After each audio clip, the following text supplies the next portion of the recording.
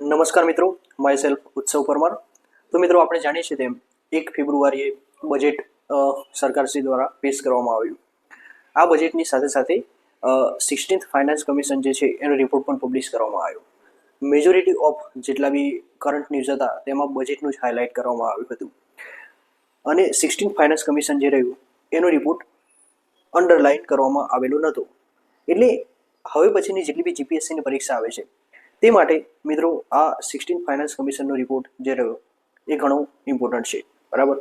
અને એમાંથી straight forward directly એમસીક્યુમાં question પૂછી લેતા હોય છે. એટલે આપણે હવે પછીની જેટલી બી જીપીએસસીની એક્ઝામ છે, ખાસ કરીને 5 વર્ષ માટેનો આ રિપોર્ટ છે 2026થી 2031 સમથિંગ. તો આ 5 વર્ષ માટે જે 16th ફાઇનાન્સ કમિશનનો ટર્મ ઓફ રેફરન્સ છે તેના વિશે ચર્ચા કરીશું. મિત્રો, આ પીડીએફ જે એ ઇંગ્લિશમાં છે, બટ ડોન્ટ વરી, હું ગુજરાતીમાં સમજાવીશ કે જેથી જેટલા બી યુપીએસસી જીપીએસસીની તૈયારી કરતા વિદ્યાર્થીઓ છે જે ગુજરાતી મીડિયમમાં કરે છે તેમને એનાથી ઘણો ફાયદો થશે. તો મિત્રો, આપણે સ્ટાર્ટ કરીએ, બરાબર. તો આપણે જાણીએ છીએ તેમ 1 ફેબ્રુઆરી 2026ના રોજ બજેટ પેશ કરવામાં આવ્યું અને સાથે સાથે આ 16th ફાઇનાન્સ કમિશનનો રિપોર્ટ પણ પબ્લિશ કરવામાં આવ્યો. તો સૌપ્રથમ તો ફાઇનાન્સ કમિશન વિશે આપણે બેઝિક થોડું ચર્ચા કરી લઈએ કે આર્ટિકલ 280 આપણું જે રહ્યું કોન્સ્ટિટ્યુશનનું, એની અંદર એવું કહેવામાં આવ્યું છે કે સરકાર જે રહી એ 5 વર્ષ, દરેક 5 વર્ષે એક ફાઇનાન્સ કમિશન એટલે કે વિત્ત આયોગ બનાવશે. અને આ ફાઇનાન્સ કમિશન જે છે એ સરકારશ્રીને હોરિઝોન્ટલ અને વર્ટિકલ ટેક્સ ડિવોલ્યુશન માટે ટર્મ ઓફ રેફરન્સ આપશે, બરાબર છે. અને ફાઇનાન્સ કમિશનમાં ટોટલ ચેરમેન ઉપરાંત બીજા 4 સભ્યો અને ટોટલ થઈને 5 સભ્યો નિયુક્ત કરશે, બરાબર છે. તો આ જે રહ્યું એ બેઝિક આર્ટિકલ 280માં લખેલું છે. આર્ટિકલ 281માં ટેક્સ ડિવોલ્યુશનની વાત કરવામાં આવી છે કે સરકાર, સેન્ટ્રલ ગવર્મેન્ટ જે રહી એના જોડે જેટલો પણ ટેક્સ આવશે, બરાબર છે, એમાં ડાયરેક્ટ ટેક્સ હોય કે ઇનડાયરેક્ટ ટેક્સ હોય, એ દરેક ટેક્સના પૈસા જે રહ્યા એ સ્ટેટ ગવર્મેન્ટને ફાઇનાન્સ કમિશનની રિકમેન્ડેશન પ્રમાણે આપશે. તો આ આર્ટિકલ 281માં લખેલું છે. તો આ તો પોલિટીની થોડી વાત થઈ. હવે આપણે ઇકોનોમી સેન્ટ્રિક થોડી વાત કરીએ. આપણે જાણીએ છીએ તેમ ફાઇનાન્સ કમિશનના ચેરપર્સન છે અરવિંદ પનાગરિયા, બરાબર છે. અને 2026થી 2031 સુધી આ જે કમિશન રહ્યું એ કાર્યરત રહેશે તેવું આ રિપોર્ટમાં કહેવામાં આવ્યું છે, બરાબર છે. હવે થોડું 15th ફાઇનાન્સ કમિશનની વાત કરીએ. 15th ફાઇનાન્સ કમિશનમાં પણ જે ટેક્સ ડિવોલ્યુશન રહ્યું, એટલે કે આપણે એવું એઝ્યુમ કરીએ કે સરકારની 100 રૂપિયા આવક થઈ, બરાબર છે. આપણે એઝ્યુમ કરીએ કે સરકારને 100 રૂપિયા ટેક્સની આવક થઈ, તો તેમાંથી ટેક્સ ડિવોલ્યુશન જે રહ્યું એ 41% કરવામાં આવશે, બરાબર છે. એવું 16th ફાઇનાન્સ કમિશને કીધું છે. આવું સેમ 15th ફાઇનાન્સ કમિશન પણ કહેવામાં આવ્યું હતું. એટલે કે આપણું જે આપણે એમસીક્યુ માટે આંકડો યાદ રાખવાનો છે કે 16th ફાઇનાન્સ કમિશન જે રહ્યું તેના માટે જે ટેક્સ ડિવોલ્યુશન રહ્યું એ 41% છે, બરાબર છે. આપણે બેઝિક ફેક્ટ યાદ રાખવાનું છે. હવે ડિવોલ્યુશન પ્રમાણે મિત્રો 2 પ્રકારના ડિવોલ્યુશન હોય. ડિવોલ્યુશન એટલે શું કે વહેંચાણ કરવી, બરાબર. એમાં હોરિઝોન્ટલ ટેક્સ ડિવોલ્યુશન હોય અને એક વર્ટિકલ ટેક્સ ડિવોલ્યુશન હોય. હોરિઝોન્ટલ ટેક્સ ડિવોલ્યુશન જે રહ્યું એ આ નીચેના ફેક્ટર્સ જે રહ્યા એના આધારે કરવામાં આવ્યું છે. આની આપણે ચર્ચા કરીએ આગળ. અને વર્ટિકલ ટેક્સ ડિવોલ્યુશન એટલે શું? નોર્મલ, કે ધારો કે 100 રૂપિયા આવકથી એમાંથી 41 રૂપિયા જે રહ્યા એ સ્ટેટ ગવર્મેન્ટને અમુક ક્રાઇટેરિયા પ્રમાણે ડિસ્ટ્રીબ્યુટ કરવાના રહેશે, બરાબર. તો એ થયું વર્ટિકલ ટેક્સ ડિવોલ્યુશન. હવે હોરિઝોન્ટલ ટેક્સ ડિવોલ્યુશન એટલે શું કે નો ડાઉટ 41 રૂપિયા તો આપણે આપીશું, પણ એ શેના આધારે આપીશું? તો તે આના આધારે આપીશું. તો એને કહેવાય હોરિઝોન્ટલ ટેક્સ ડિવોલ્યુશન, બરાબર. એટલે કે સ્ટેટ ગવર્મેન્ટ જે એની અંદર અમુક ક્રાઇટેરિયા હોય. કેવા? જેમ કે income distance, population, demography, area, forest, tax અને ફિઝિકલ એફર્ટ. હવે આ 5 ફેક્ટર્સના આધારે આ લોકો જે દરેક સ્ટેટ રહે એને અમુક કરોડ રૂપિયા ડિવોલ્વ કરશે, બરાબર. એમાં ઇન્કમ ડિસ્ટન્સ એક પહેલો ક્રાઇટેરિયા છે. 15th ફાઇનાન્સ કમિશનમાં એનું વેટેજ 45% રાખવામાં આવ્યું હતું. 45% ધારો કે 41 રૂપિયા આપણે સેન્ડ કરવા સ્ટેટ ગવર્મેન્ટને આપવાના છે, તો એમાંથી સૌથી વધારે જે ક્રાઇટેરિયા રહ્યો એ ઇન્કમ ડિસ્ટન્સને આપવામાં આવ્યો છે કે સ્ટેટ ગવર્મેન્ટ જે રહી એ તેની નેશનલ ઇન્કમ કેટલી છે અને એની અંદર ઇનઇક્વાલિટી, પછી પોવર્ટી, હંગર, અમાલન્યુટ્રિશન, એના રિલેટેડ કેટલાય સમસ્યાઓ છે અને કયા સ્ટેટ એનું અંદર સારું પરફોર્મન્સ કરી રહ્યા છે. તો આ જે રહ્યો ક્રાઇટેરિયા એ ઇન્કમ ડિસ્ટન્સ છે, બરાબર. એટલે કે અમુક સ્ટેટ જે રહે એની જીએસડીપી થોડી વધારે હોય. એનો મતલબ શું? જેમ કે ગુજરાત લઈ લો, મહારાષ્ટ્ર લઈ લો, એની જીએસડીપી વધારે હોય. તો એનો મતલબ એમ કે પોવર્ટી, હંગર, માલન્યુટ્રિશન એની અંદર સૌથી સારું પરફોર્મ કરી રહ્યા છે. તો 15th ફાઇનાન્સ કમિશને એને 45% વેટેજ આપ્યું હતું, જે 16th ફાઇનાન્સ કમિશને ઘટાડી અને 42.5% કર્યું છે. તો આપણે આ આંકડો યાદ રાખવાનો છે કે હોરિઝોન્ટલ ટેક્સ ડિવોલ્યુશન જે રહ્યું એમાં ઇન્કમ ડિસ્ટન્સને સૌથી વધારે ક્રાઇટેરિયા આપવામાં આવ્યું છે અને એનું કોન્ટ્રીબ્યુશન છે 42.5%, બરાબર છે. હવે પોપ્યુલેશન એટલે કે વસ્તી. જે રાજ્ય રહ્યું એની વધારે વસ્તી હશે તો એને વધારે પૈસા મળશે, બરાબર છે. જેમ કે બીમાર સ્ટેટ રહ્યા યુપી બિહાર ને એ બધા, એ લોકોની પોપ્યુલેશન ડેન્સિટી પોપ્યુલેશન આ વધારે છે, તે લોકોને વધારે ક્રાઇટેરિયા મળશે. તો પહેલાં એનું કોન્ટ્રીબ્યુશન હતું 15%, હવે વધારીને કર્યું 17.5%, બરાબર છે. તો આ આપણે યાદ રાખવાનું છે કે મીન્સ કે પોપ્યુલેશન વધારે ધરાવતા જેટલા બી રાજ્યો રહ્યા એમાં 17.5% કોન્ટ્રીબ્યુશન એટલે કે વધારવામાં આવ્યું. પછી ડેમોગ્રાફિક પરફોર્મન્સ. હંમેશા નોર્થ અને સાઉથર્ન કન્ટ્રી વચ્ચે ડેમોગ્રાફિક રિલેટેડ ઇસ્યુઝ ચાલતા હોય છે. એમાં સાઉથના સ્ટેટ રહ્યા એ લોકોના એલિગેશન એવા હોય છે કે અમે ડેમોગ્રાફિક, જેમ કે કેરાલા ને આ બધા જે રહ્યા એ લોકો ડેમોગ્રાફિક પરફોર્મન્સ સારું આપી રહ્યા છે, એટલે કે એ લોકોનું ટોટલ ફર્ટિલિટી રેટ એ 2.1 સમથિંગ અચીવ થઈ ગયું છે, બરાબર છે. છતાં પણ એમને ઓછું મીન્સ કે ફાઇનાન્સ કમિશનના ક્રાઇટેરિયા પ્રમાણે ઓછી ગ્રાન્ટ આપવામાં આવે છે. તો આ એમના એલિગેશન હોય છે. પણ ડેમોગ્રાફિક પરફોર્મન્સમાં 15 ફાઇનાન્સ કમિશનનું કોન્ટ્રીબ્યુશન હતું 12.5%, જે ઘટાડીને 10% કર્યું, બરાબર છે. એટલે આપણે યાદ રાખવાનું છે. પછી નેક્સ્ટ છે એરિયા.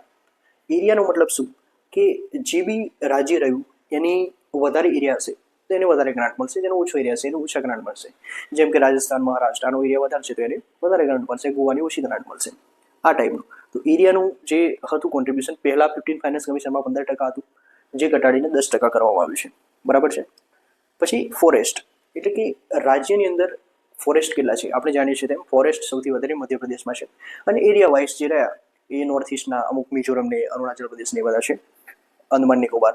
તો એના પ્રમાણે ફોરેસ્ટ અને ઇકોલોજીને પહેલાં પણ 10% કોન્ટ્રીબ્યુશન રાખવામાં આવ્યું હતું, હવે પણ 10% રાખવામાં આવ્યું છે. તો આમાં કોઈ ચેન્જીસ કરવામાં આવ્યો નથી, બરાબર. હવે ટેક્સ અને ફિઝલ એફર્ટ, એનો મતલબ શું કે 15 ફાઇનાન્સ કમિશનમાં આપણે જાણીએ છીએ તેમ કે ટેક્સ બેઝ અને ટેક્સ ટુ જીડીપી રેશિયો વધારવા માટે અમુક સ્ટેટના સારા એવા ઇનિશિયેટિવ્સ હોય છે, અમુક લોકો ઇન્વેસ્ટર ફ્રેન્ડલી સ્ટેટ હોય છે. તો એના માટે પહેલાં 2.5% કોન્ટ્રીબ્યુશન 15 ફાઇનાન્સ કમિશનમાં હતું, પણ આ ક્રાઇટેરિયા 16 ફાઇનાન્સ કમિશનમાં નથી, બરાબર. એટલે આને ડિલીટ કરી દેવામાં આવે છે અને એક નવું ક્રાઇટેરિયા ઊભું કરવામાં આવે જેમાં કોન્ટ્રીબ્યુશન ટુ જીડીપી. જેમ કે ગુજરાત જે રહ્યું એનું નેશનલ જીડીપીમાં કોન્ટ્રીબ્યુશન રહ્યું એ 17% સમથિંગ છે, એટલે કે ઇકોનોમિક આઉટપુટ જીએસડીપી વાઇઝ જોવા જઈએ તો 17% જેટલું કોન્ટ્રીબ્યુશન છે.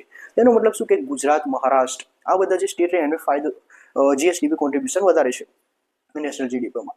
તો આ એક નવું ક્રાઇટેરિયા ઊભું કરવામાં આવે છે 16 ફાઇનાન્સ કમિશનમાં, એનું 10% ક્રાઇટેરિયા છે. એટલે આનો શું બેનિફિટ કે 15 ફાઇનાન્સ કમિશનમાં જે સધર્ન સ્ટેટ રહ્યા જેમ કે અરુણાચલ પ્રદેશ, આંધ્રપ્રદેશ, તમિલનાડુ, કેરલા, કર્ણાટકા, મહારાષ્ટ્ર, ગુજરાત આ બધા સ્ટેટ રહ્યા એ લોકોનું કોન્ટ્રીબ્યુશન ટુ જીડીપી રેશિયો રહ્યો એ સૌથી વધારે છે. એટલે એ લોકોને હવે પછી જે 16 ફાઇનાન્સ કમિશનની ગ્રાન્ટ મળશે એ વધારે મળશે. એટલે આ એક સારી ઇનિશિયેટિવ ગણી શકાય. એટલે કે પહેલાં જે એલિગેશન લાગતા હતા કે પોપ્યુલેશન અને ડેમોગ્રાફિક પરફોર્મન્સના આધારે સાઉથર્ન સ્ટેટને ઓછી ગ્રાન્ટ મળે છે, તે હવે 16 ફાઇનાન્સ કમિશનમાં સેટલ થઈ જશે, કારણ કે આ 10% નવું એક પાર્ટ ઉમેરવામાં આવ્યો છે, બરાબર. તો આ મિત્રો એ 16 ફાઇનાન્સ કમિશનનો ટર્મ ઓફ રેફરન્સ, એના આધારે આ લોકો વર્ટિકલ અને હોરિઝોન્ટલ ટેક્સ ડિવોલ્યુશન કરશે. તો મિત્રો આ થોડું બેઝિક આપણે જોઈ લઈએ, બરાબર છે. ઇન્કમ ડિસ્ટન્સ આપણે વાત કરી તેમ આ તમે જોઈ લેજો કે પર કેપિટા ઇન્કમ જેટલા બી સ્ટેટની હોય જીએસડીપીના આધારે એના આધારે ઇન્કમ ડિસ્ટન્સના ક્રાઇટેરિયા ગણવામાં આવે છે. પછી પોપ્યુલેશનની વાત થઈ. પોપ્યુલેશનમાં મિત્રો આપણે એક વસ્તુ જાણવા જેવી છે કે 15 ફાઇનાન્સ કમિશને પણ 2011ના સેન્સસના આધારે નક્કી કર્યું હતું, અને 16 ફાઇનાન્સ કમિશન જે રહ્યું એ પણ 2011ના સેન્સસના આધારે જેટલો બી ટર્મ ઓફ રેફરન્સ રહ્યો એ સરકારને આપશે, બરાબર. આ મિત્રો એમસીક્યુ માટે યાદ રાખવાનું છે આપણે.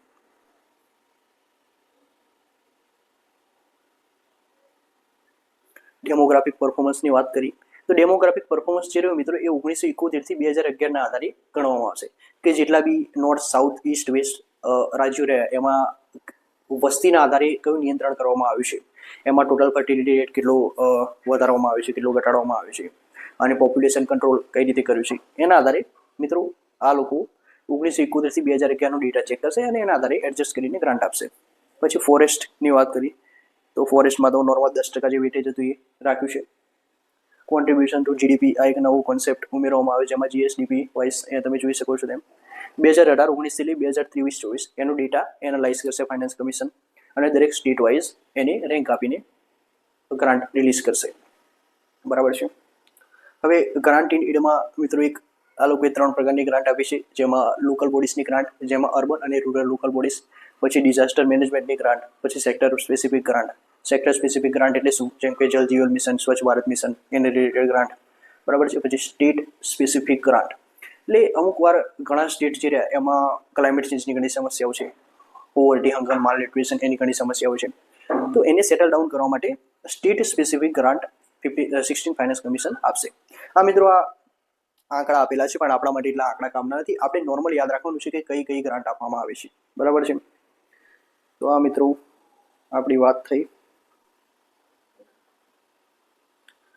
16 ફાઇનાન્સ કમિશન દ્વારા આ મિત્રો એક ઇમ્પોર્ટન્ટ છે, ડાયરેક્ટ જીપીએસસીના એમસીક્યુમાં તમને પૂછી લેશે કે ફિઝિકલ ડેફિસિટનું ટાર્ગેટ જે રહ્યું એ પહેલા 15 ફાઇનાન્સ કમિશને એમ કીધું હતું કે 2025-26 સુધી જે સેન્ટ્રલ ગવર્મેન્ટ રહી એનો ફિઝિકલ ડેફિસિટ રહ્યો એ 4.5% સુધીનો કંટ્રોલ કરશે. હમણાં બજેટ આવ્યું એમાં ફિઝિકલ ડેફિસિટ 4.4% થઈ ગયું. એટલે એનો મતલબ એમ કે જે આપણે ક્રાઇટેરિયા હતા એ પ્રમાણે જેવું કરી નાખ્યું છે. બરાબર છે. હવે 16 ફાઇનાન્સ કમિશન શું કહે છે કે ફિઝિકલ ડેફિસિટ જે રહ્યું આપણે 3.5% ઓફ જીડીપી કંટ્રોલ કરવું બાય 2030-31. એટલે આવનારા 5 વર્ષોમાં 31 સુધીમાં 3.5% જીડીપી આપણે ફિઝિકલ ડેફિસિટ કંટ્રોલ કરવાની છે. ફિઝિકલ ડેફિસિટ ને એ બધું શું છે તે બજેટનો ભાગ છે મિત્રો. અહીંયા આપણે નથી કહેતા, ખાલી તમારે યાદ રાખવાનું કે ફિઝિકલ ડેફિસિટ 3.5% સુધી કંટ્રોલ કરવી. અને જે સ્ટેટ ગવર્મેન્ટ રહ્યા એમના માટે જીએસડીપી જે રહી 3% સુધી કંટ્રોલ કરવી બાય 2030-31. જે અત્યારે મીન્સ કે 2026-27ના સંદર્ભમાં પણ 3% ઓફ જીએસડીપી દરેક સ્ટેટ ગવર્મેન્ટની ફિઝિકલ ડેફિસિટ છે. એમાં ગુજરાતની ફિઝિકલ ડેફિસિટ તો બહુ નેગ્લિજેબલ છે, આપણી રેવન્યુ સરપ્લસ છે એમ. પછી સેન્ટ્રલ, હવે આ એક ઇમ્પોર્ટન્ટ મિત્રો ક્રાઇટેરિયા છે. આપણે જાણીએ છીએ તેમ કે ઘણા ક્રિટિક્સ રહ્યા ઇકોનોમિસ્ટ, પછી ઇન્ટરનેશનલ લેવલ ઉપર ફિસ્ટ અને મૂડીઝ ને આ બધા જે રહ્યા એ બધી ઓર્ગેનાઇઝેશન આપણું રેન્કિંગ જે રહ્યો એ ઘટાડી દે છે. કેમ? કારણ કે આપણું ફિઝિકલ ડેફિસિટ જે રહ્યો એ વધારે છે. ઉપરાંત આપણું ટેક્સ ટુ જીડીપી રેશિયો પણ ઓછો છે અને ડેપ ટુ જીડીપી રેશિયો રહ્યો એટલે કે આપણું દીવ એ વધારે છે. તો ડેપ ટુ જીડીપી રેશિયો એટલે કે એને સિમ્પલ ભાષામાં કઈ રીતે કહી શકીએ, આપણે ગુજરાતી ભાષામાં સમજીએ કે ધારો કે કોઈ આપણી નેશનલ ઇન્કમ 100 રૂપિયા છે, એમાંથી આપણે દીવું જે રહ્યું એ 77.3%, એટલે કે 77 રૂપિયા તો દીવું જ છે આપણું. તો tax to GDP debt to GDP ratio જે રહ્યો આપણે 77% છે અત્યારે. હવે 16 ફાઇનાન્સ કમિશને કેવું કીધું કે તમારું જે ડેપ ટુ જીડીપી રેશિયો રહ્યો એ 73% કરો બાય 2030-31. તો મિત્રો આ બહુ ખરાબ છે, કારણ કે આપણો debt to GDP ratio already FRBM act પ્રમાણે 60% હોવો જોઈએ, પણ એ બહુ વધારે છે અને 73.1% છે. એ તો 2030-31 સુધી કરવા માટેનું મીન્સ કે સજેશન આપવામાં આવ્યું છે. તો આ થોડી વલ્નરેબિલિટી તમારે ગવર્મેન્ટને ક્રિટિસાઇઝ કરવી હોય, કોઈ મેન્સ આન્સર લખતા હોય તો તેમાં તમે આ ડેટાનો ઉપયોગ કરી શકો છો કે 16 ફાઇનાન્સ કમિશને આ ટાઈપનું આમ સજેસ્ટ કર્યું છે. તો મિત્રો ડિસ્ટ્રીબ્યુશન કંપનીના પાવર સેક્ટર રિફોર્મ્સને આ બધા માટે થોડી ગ્રાન્ટ આપવામાં આવશે. આપણે જાણીએ છીએ તેમ ઉદય સ્કીમ હતી, બરાબર છે. પછી રિવેમ્પ ડિસ્ટ્રીબ્યુશન સેક્ટર સ્કીમ હતી, એમાં પણ અમુક ક્રાઇટેરિયા પ્રમાણે સેન્ટ્રલ ગવર્મેન્ટ ડોનેશન આપતી હતી. પછી સબસિડી એક્સપેન્ડિચર લિમિટ કરવું, આ ટાઈપની આ બધી વાત કરવામાં આવે છે. આપણા માટે એટલી કામ નથી. આપણે એટલી વાત રાખવાની કે સબસિડી એક્સપેન્ડિચર ઘટાડવા માટે 16 ફાઇનાન્સ કમિશને કીધું છે. બરાબર છે. તો મિત્રો આ રહ્યું આપણું 15 ફાઇનાન્સ કમિશન 16 ફાઇનાન્સ કમિશન હતું. આના બેઝિક ડેટા આપણે યાદ રાખવાના છે, આપણે વાત કરીએ. બાકી આમાં વધારે આપણે પીએચડી કરવાની જરૂર નથી. મેક્સિમમ એક એમસીક્યુ, પણ હવે પછીની જેટલી બી જીપીએસસીની પ્રિલિમ્સ આવશે તેમાં એક એમસીક્યુ આમાંથી હશે જ આગળના એક વર્ષ માટે. બરાબર. ફાઇનાન્સ કમિશન વિશે એક એમસીક્યુ તમને 100% પૂછાશે. અને ઇકોનોમી અને પોલિટી બંનેના ગણે તો 2-3 એમસીક્યુ તો ગણી લેવાના. હવે મિત્રો ગ્રાન્ટ વાઇઝ કેટલા કરોડ ગ્રાન્ટ કોને મળશે તેનો આ ડેટા છે. તમે આ ડેટા જે આ વિડીયો લેક્ચર પુશ કરીને આમાં એનાલિસિસ કરી શકો છો. એટલે કે દરેક રાજ્યને કેટલા કરોડ ગ્રાન્ટ મળશે. જેમ કે આંધ્રપ્રદેશ રહ્યો તો 15 ફાઇનાન્સ કમિશન પ્રમાણે 4.05 કરોડ મળતી હતી, પણ હવે 4.22 કરોડ મળશે. એટલે એ સારી વસ્તુ છે કે સાઉથના સ્ટેટ રહે એમને વધારે ગ્રાન્ટ મળશે, કારણ કે 10% જે પેલું ટેક્સ એફર્ટ વાળું રહ્યું જીએસડીપી કોન્ટ્રીબ્યુશન એનું 10% ક્રાઇટેરિયા વધી ગયું, એટલે હવે જે સાઉથર્ન સ્ટેટ રહે એને વધારે ગ્રાન્ટ મળશે. બરાબર છે. આપણે ગુજરાતની વાત કરીએ જીપીએસસી માટે તો ગુજરાતને પહેલા 3.48 કરોડ મળતા હતા. આ લાખ કરોડની વાત છે, 3.48 લાખ કરોડ. હવે એ 3.76 લાખ કરોડ મળશે, એ સારી વસ્તુ છે. બરાબર. અને સૌથી વધારે યુપી બિહારને મળતા હતા, જે હવે ઘટી ગયા છે. અહીંયા તમે જોઈ શકો છો ઉત્તર પ્રદેશને પહેલા મળતા હતા 17.94 લાખ કરોડ, હવે એ ઘટીને થઈ ગયા 17.62 લાખ કરોડ. તો મિત્રો ફાઇનાન્સ કમિશનનો થોડું બેઝિક તમે યાદ રાખી લેજો. અને ગુજરાતનો ઘણીવાર એમસીક્યુમાં આ લોકો ક્લાસ 3માં પૂછી લેતા હોય છે કે 16 ફાઇનાન્સ કમિશન પ્રમાણે જોવા જઈએ તો ગુજરાતનો ટેક્સ ડિવોલ્યુશનની અંદર કયો રેન્ક છે. તો આમાં યાદ રાખવાનું છે આપણે કે 11મા રેન્કે ગુજરાતને પૈસા મળશે.